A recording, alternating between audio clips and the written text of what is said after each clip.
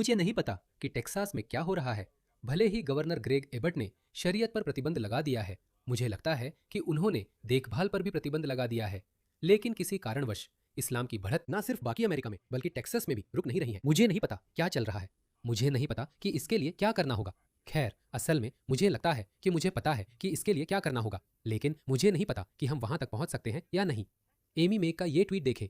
ध्यान दें, टेक्सास और अमेरिका के माता पिता मुस्लिम ब्रदरहुड की एमएस से आपके बच्चों को पब्लिक, मिडिल और हाई स्कूलों में निशाना बना रही है। टेक्सास इसका केंद्र है। सारे राज्यों में से टेक्सास। इस वीडियो को देखें। चलिए इसे साथ में देखते हैं। वे लोग ये सब खुलेआम कर रहे हैं और किसी वजह से जो मुझे बहुत निराश करती है, हम इसके बारे में कुछ भी नहीं कर सकते। क्यों? क्यों? और इसी वजह से मैं आज महिलाओं के उत्पीड़न के बारे में बात करना चाहता था।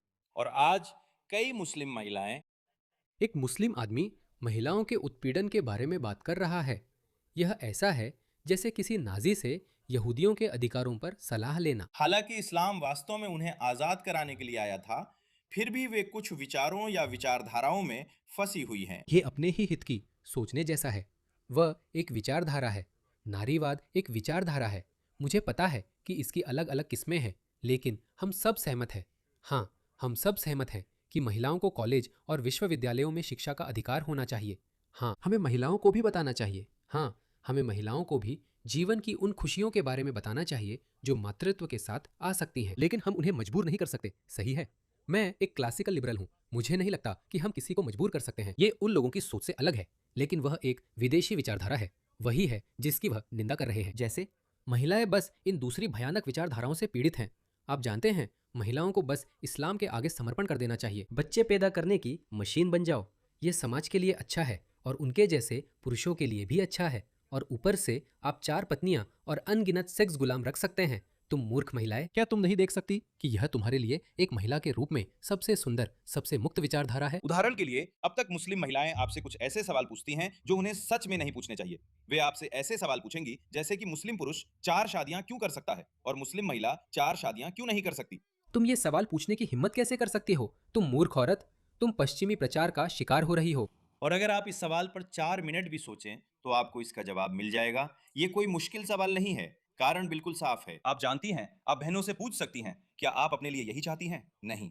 ठीक है, क्या आप ऐसी बहुत सी बहनों को जानती हैं जो इसके लिए लड़ रही हैं? देखिए, आप ये तर्क किसके लिए दे रही हैं? क्या आपने 1 मिनट के लिए भी इस बारे में सोचा? क्या आप जानती हैं कि 4 मर्दों से शादी करना, 4 मर्दों के लिए खाना बनाना, 4 मर्दों के लिए सफाई करना और 4 मर्दों के लिए बच्चों को जन्म देना क्या होता है? ये किस तरह की दलील है? इस कुरान को देखिए। इसमें लिखा है, आपकी पत्नियां आपके लिए खेत की तरह है, तो आप अपने खेत में जब और जैसे चाहे जाए। धड़ाम।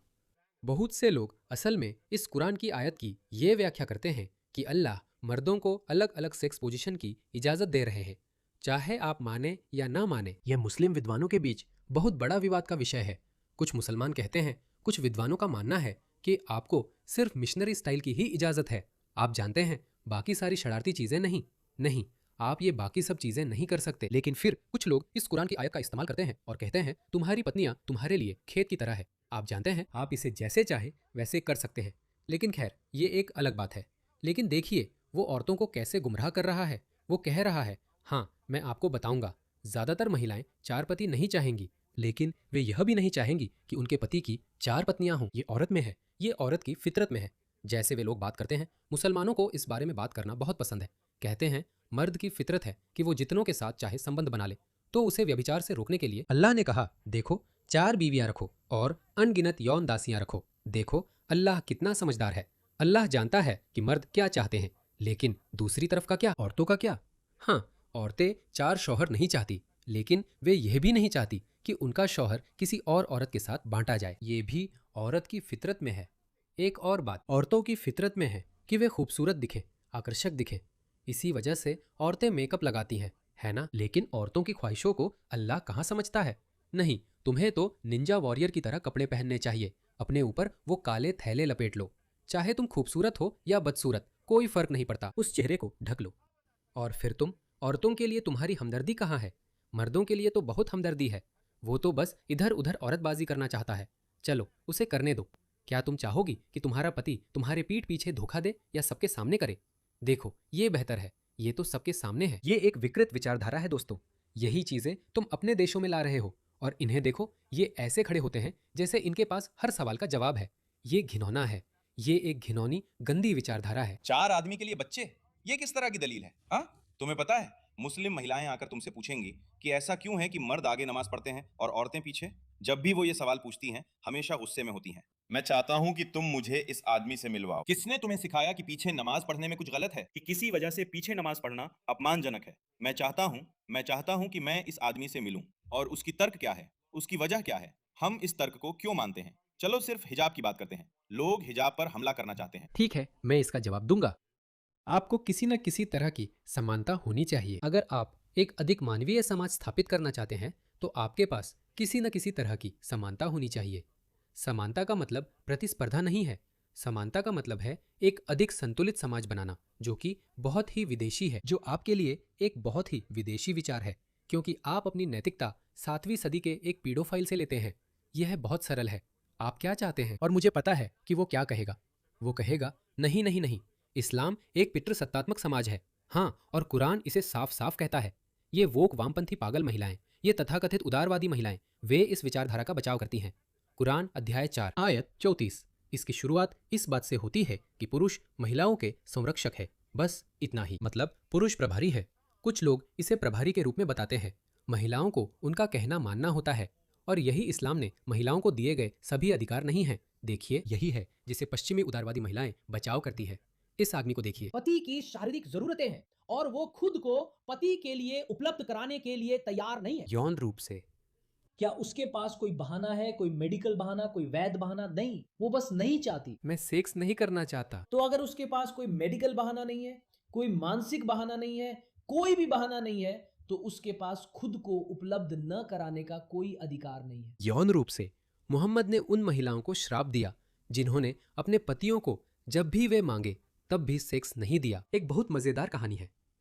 एक बार मोहम्मद एक गली से गुजर रहे थे और उन्होंने एक आकर्षक महिला को काम करते हुए देखा। उन्होंने बस उसे देखा और फिर जल्दी से नजरें फेर ली, और फिर वे अपनी एक पत्नी के पास चले गए। कुछ हदीसों में जैनब का नाम आता है और किसी दूसरी में किसी और का नाम है। मुझे नाम याद नहीं है। तो हदीस कुछ इस तरह है। अगर मैं इसे ढूंढ पाऊं तो आपको दिखाता हूं। बातचीत को देखिए, यह इज्जत और सम्मान का धर्म है। इसे देखिए। निकाह की किताब, सिफारिश उस व्यक्ति के लिए जो किसी औरत को देखता है और उसकी तरफ आकर्षित होता है। आप जानते हैं, जैसे कि ओह, वहां कोई खूबसूरत लड़की है। अपनी पत्नी या दासी के पास जाना, यही एक अहम शब्द है। आप जितनी चाहे उतनी दासियां रख सकते हैं और उनके साथ संबंध बना सकते हैं। तो जबीर ने बताया कि अल्लाह के रसूल मोहम्मद ने एक बार एक औरत को देखा और वो उत्तेजित हो गए। वो बोले, ओह खूबसूरत है, और फिर वो अपनी पत्नी जैनब के पास गए। जब वह चमड़ा कमाने का काम कर रही थी तो उन्होंने कहा, जानू, सब कुछ छोड़ दो, जो भी कर रही हो सब छोड़ दो, और याद करो उस पिछले आदमी को जिसने कहा था एक औरत अपने पति को संबंध बनाने से मना नहीं कर सकती। उसे चाहे जो भी करना हो उसे देना ही पड़ेगा, चाहे वो कुछ भी कर रही हो। मोहम्मद दरअसल और एक और हदीस है जिसमें उन्होंने कहा एक औरत को अपने पति के साथ संबंध बनाना ही पड़ेगा, चाहे वह ऊंट की पीठ पर ही क्यों ना बैठी हो। माफ कीजिए, हमें असल में, मुझे लगता है कि इसका आधुनिक उदाहरण ये होगा कि आप कहीं कार में जा रहे हैं और आप कहते हैं, सुनो जानू, क्या हम वह कर सकते हैं? आधुनिक महिलाएं कहेंगी, नहीं, मुझे मन नहीं है। और आधुनिक पुरुष कहेंगे, ठीक है, तुम्हारा शरीर, तुम्हारी मर्जी। अच्छे पुरुष ऐसे ही बर्ताव करते हैं, लेकिन आम मुसलमान, अरे तुम्हें मेरे साथ संबंध बनाना ही होगा, तो इसलिए। खैर, मुझे हदीस पूरी करने दो। तो जब वह चमड़ा कमाने का काम कर रही थी तब उसने उसके साथ संभोग किया। फिर वह अपने साथियों के पास गया और उन्हें बताया। वह बोला, हाँ, मैंने आज अपनी पत्नी के साथ संबंध बनाए। जानो, मैंने सड़क पर एक बहुत खूबसूरत लड़की देखी और मैं खुद को रोक नहीं पाया, तो मैं गया और संबंध बना लिया। मैं अपनी जो पत्नी सबसे पास थी के पास गया, क्योंकि उस समय उसकी 9 पत्नियां थी और भगवान जाने कितनी यौन दासियां थी। मैं अपनी पत्नी के पास गया, वह व्यस्त थी, लेकिन मैंने कहा सब कुछ छोड़ो, यह करो। तो देखो इसे। उसने फिर भी महिलाओं को दोष देने का तरीका ढूंढ लिया। महिला शैतान के रूप में आगे बढ़ती है और पीछे हटती है। तो अगर आप किसी महिला को देखकर उत्तेजित हो जाते हैं तो यह उसकी गलती है, वह शैतान है। तो जब आप में से कोई किसी महिला को देखे तो उसे अपनी पत्नी के पास आना चाहिए, क्योंकि इससे उसके दिल में जो भावना है वह दूर हो जाएगी। क्या शानदार धर्म है भगवान। खैर, चलिए आगे बढ़ते हैं। चलिए एमी मैक्स का वीडियो खत्म करते हैं। माफ कीजिए, मैं बस अलग अलग बातों में भटक जाता हूँ। तो तुम हिजाब क्यों पहन रही हो? तुम पर जुल्म हो रहा है। ऐसे तमाम तर्क। और हिजाब छोड़ दो। चलो देखते हैं जब तुम हिजाब उतारती हो तो क्या होता है। एक महिला मीटिंग रूम में प्रवेश करती है। वहां एक मीटिंग चल रही है और वो महिला ठीक से कपड़े नहीं पहनी है। मान लीजिए वो कहें तो आकर्षक है और बहुत ही अनुचित कपड़े पहनी है। वो मीटिंग रूम में प्रवेश करती है। पुरुष सबसे पहले क्या सोचेंगे, चाहे वो कुछ भी करे। एक पुरुष को शादी के बाहर महिलाओं को यौन दासियों के रूप में रखने की अनुमति है। और देखिए, मैं बस वह हदीस उपयुक्त है, यह है कि उनका दिमाग इससे बाहर नहीं निकल सकता। उनका दिमाग नहीं निकल सकता। शायद यह एक जैविक कमी है। शायद उनका दिमाग एक साथ कई विचारों को नहीं संभाल सकता। हाँ, ठीक है, मैंने एक खूबसूरत महिला को सड़क पर चलते हुए देखा। मैं ऐसा नहीं करता। अब मैं कुछ सोच नहीं सकता। अब मुझे उसी के साथ सोना है। ये क्या बात हुई? हाँ, आप एक खूबसूरत महिला को देखते हैं और फिर अपना काम करते रहते हैं। हाँ, वो ठीक है। तुम तो ये भी नहीं कहते। लेकिन अगर यही उसकी बात है कि वो खूबसूरत महिला तुम्हारे मीटिंग रूम में आ जाए, बताओ दोस्तों, फिर तुम लोग कैसे काम करोगे? तुम में से कुछ लोग अपनी तलवार निकाल सकते हैं और खुद के साथ खेलने लग सकते हैं। असल में वो इसी ओर इशारा कर रहा है। या कुछ लोग कहेंगे, तो माफ करना, मुझे जाना है, मैं 1 सेकंड में वापस आ जाऊंगा। फिर तुम बाथरूम जाते हो और खुद के साथ खेलते हो, फिर वापस आकर ऐसे रहते हो। ठीक है? अरे मैडम, आपको हिजाब पहनना चाहिए, पता है? देखो, मुझे जाना पड़ा। भाई, हम सब बिना दिमाग के वासना से भरे जानवर नहीं हैं, ठीक है? चाहे वो कितनी भी मेहनत से पढ़ाई करे और कितनी भी प्रभावशाली तरीके से बोले, फिर भी उसे सिर्फ एक यौन वस्तु के रूप में ही देखा जाता है। नहीं, ऐसा नहीं है। तुम्हारे नबी ने औरतों को ऐसे देखा था, बेवकूफ। तुम खुद औरतों को ऐसे देखते हो। जैसे ही वह उसे ढक लेती है, उसे एक व्यक्ति के रूप में देखा जाएगा। नहीं, ऐसा नहीं होगा। शायद। असल में नहीं, वो सच में झूठ है। ये वास्तव में झूठ साबित हुआ है। मुस्लिम देशों में मुस्लिम पुरुष भी महिलाओं के साथ ऐसा ही करते हैं। इसे देखिए, मेरे पास हर चीज के लिए स्क्रीन है दोस्तों। देखिए, ये महिला बड़ी बुर्का या जो भी है पहनकर चल रही है। ये आदमी उसे देखता है, फिर यू टर्न लेता है और फिर उसके नितंब पर चुटकी काटता है। एक और है, एक और आदमी उसके नितंब पर चुटकी काटता है। वो निंजा जैसा कपड़ा पहने हुए है। यही इनका तरीका है दोस्तों। तो ये वही लोग हैं और ये अपनी मानसिकता दूसरों पर थोप रहे हैं। और फिर बेकार हिजाब है। जब औरत अपने सारे बाल ढक लेती है लेकिन बहुत बहुत टाइट कपड़े पहनती है। वो जो अल्लाह के लिए हिजाब, अब्दुल्ला के लिए पिछवाड़ा कहलाते हैं। आखिर किसने तुम्हें बताया कि बाल का एक रेशा उतना खतरनाक नहीं है जितना कि शरीर के अंग? तुम जानते हो, साफ तौर पर उभरे हुए उदाहरण के लिए चलो सिर्फ संयुक्त राज्य अमेरिका की बात करते हैं। अमेरिका में हम किसी महिला को उच्च नेतृत्व पद पर स्वीकार नहीं कर सकते अगर वह एक महिला की तरह दिखती है, अगर वह स्त्रैण है। तो यहाँ तक कि नाजुक मिजाज आदमी भी नेता नहीं बन सकते। हाँ, ये एक अच्छी सही हदीस है। अब मोहम्मद ने कहा था, कभी भी कोई भी कौम सफल नहीं होगी अगर उस पर किसी महिला की हुकूमत हो। तो उसे अंग्रेजी भाषा में जिसे हम एंड्रोजीनियस कहते हैं वैसा सही दिखना है। चाहिए। सही है। एंड्रोजीनस महिला वही होती है जिसके बाल छोटे होते हैं, जो ये बिजनेस सूट पहनती है, जो अपनी भावनाएं नहीं दिखाती टॉम और बॉय। ज्यादा व्यवहारिक रहती है, एक आदमी की तरह। सही कहा। फिर हमारे पास कोंडोलीजा राइस भी थी, लेकिन वो तो असली मर्द थी। बिल्कुल ठीक है। हे भगवान, आयशा की उम्र। एक असली मर्द, वाह!